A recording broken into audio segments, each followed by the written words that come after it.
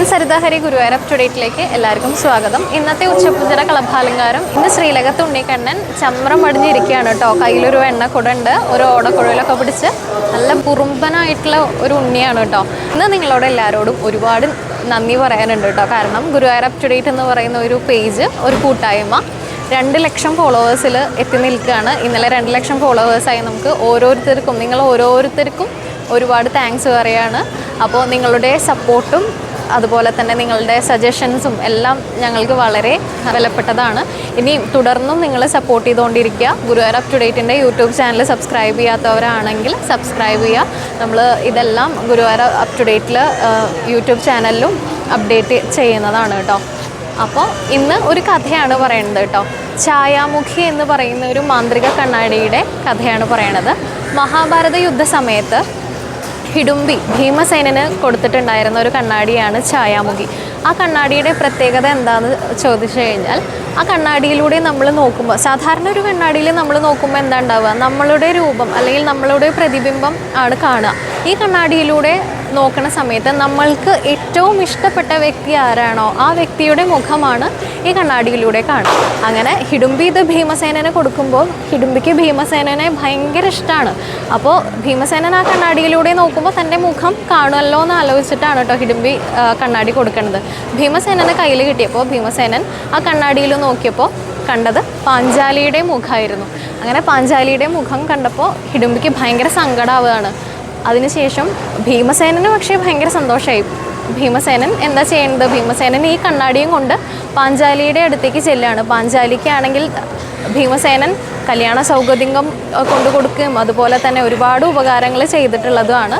അപ്പോൾ ഭീമസേനൻ വിചാരിക്കുകയാണ്, എന്തായാലും പാഞ്ചാലി ഈ കണ്ണാടിയിലൂടെ നോക്കുമ്പോൾ ഭീമസേനനെ തന്നെയായിരിക്കും കാണുക എന്ന് വിചാരിച്ച് കൊടുത്തപ്പോൾ പാഞ്ചാലി ആ കണ്ണാടിയിലൂടെ നോക്കിയപ്പോൾ കണ്ടത് അർജുനൻ്റെ മുഖമായിരുന്നു കേട്ടോ.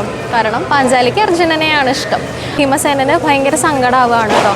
പണ്ട് അജ്ഞാതവാസകാലത്ത് സൈരന്ധ്രിയുടെ കയ്യിൽ നിന്ന് ഈ മാന്ത്രിക കണ്ണാടി ഛായാമുഖി ചോദിച്ച് വാങ്ങുകയാണ് വിരാടപത്നി.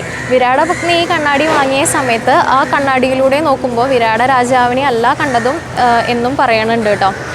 അതിനുശേഷം ഈ രാജ്ഞി പറഞ്ഞതനുസരിച്ച് സൈരന്ധ്രിയുടെ കയ്യിൽ നിന്ന് ഈ കണ്ണാടി വാങ്ങുകയാണ് കീചകൻ ഈ കണ്ണാടി വാങ്ങിയപ്പോൾ എന്താ ഉണ്ടാവണത് വെച്ചാൽ, കീചകനാണെങ്കിൽ മഹാദുഷ്ടനായിട്ടുള്ള ഒരു വ്യക്തിയായിരുന്നു. ഒരുപാട് സ്ത്രീകളെ ബലം പ്രയോഗിച്ച് പ്രാപിക്കുകയും ഒക്കെ ചെയ്തിട്ടുണ്ടായിരുന്നു. അങ്ങനെ കീചകൻ ഈ കണ്ണാടിയിലൂടെ നോക്കുമ്പോൾ ആ സ്ത്രീകളെ ആരെങ്കിലും കാണും എന്നാണ് കീചകൻ വിചാരിച്ചത്. പക്ഷേ കീചകൻ അവരെ ആരെയും കണ്ടില്ല. അപ്പോൾ കീചകന് മനസ്സിലാവുകയാണ് തനിക്ക് ഇഷ്ടം തോന്നിയിട്ടല്ല ഈ പ്രവൃത്തികളൊന്നും ചെയ്തിട്ടുള്ളത് എന്ന് മനസ്സിലാവുകയാണ് കേട്ടോ. അതിനുശേഷം ആ കണ്ണാടിയിലൂടെ ഒന്നും കൂടി നോക്കുമ്പോൾ കീചകൻ കാണുന്നത് സൈരന്ധ്രിയെ ആയിരുന്നു.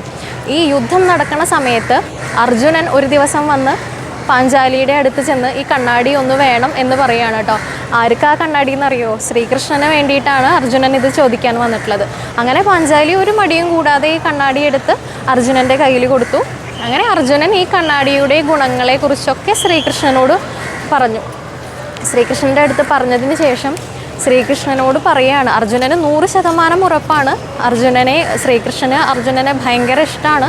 അപ്പോൾ ഈ കണ്ണാടിയിലൂടെ നോക്കുമ്പോൾ ശ്രീകൃഷ്ണന് അർജുനൻ്റെ മുഖമായിരിക്കും കാണുക എന്നാലോചിച്ച് ഭയങ്കര സന്തോഷമാണ് കേട്ടോ. പക്ഷേ ശ്രീകൃഷ്ണൻ ഈ കണ്ണാടിയിലൂടെ നോക്കിയപ്പോൾ കണ്ടത് ശകുനിയായിരുന്നു കേട്ടോ.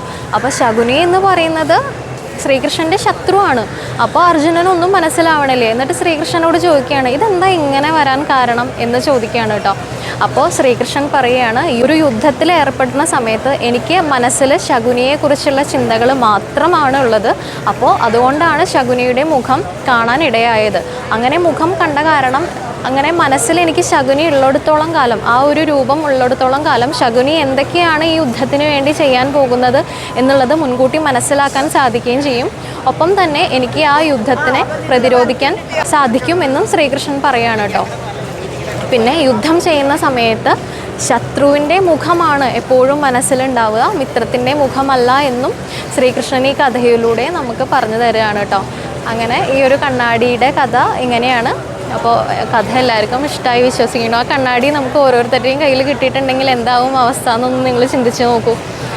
അപ്പോൾ നല്ല എന്താ പറയുക, നിങ്ങൾക്ക് സന്തോഷമാവുകയാണോ ഉണ്ടാവുക, അതോ നിങ്ങൾ കുറേ പേര് വിഷമിക്കുമോ, എങ്ങനെയാണ് ആ കണ്ണാടി നിങ്ങളുടെ കയ്യിലെത്തിയാൽ എന്നുള്ള അവസ്ഥ ഒന്ന് ആലോചിക്കൂ, എന്നിട്ട് കമൻറ്റ് ചെയ്യൂ കേട്ടോ.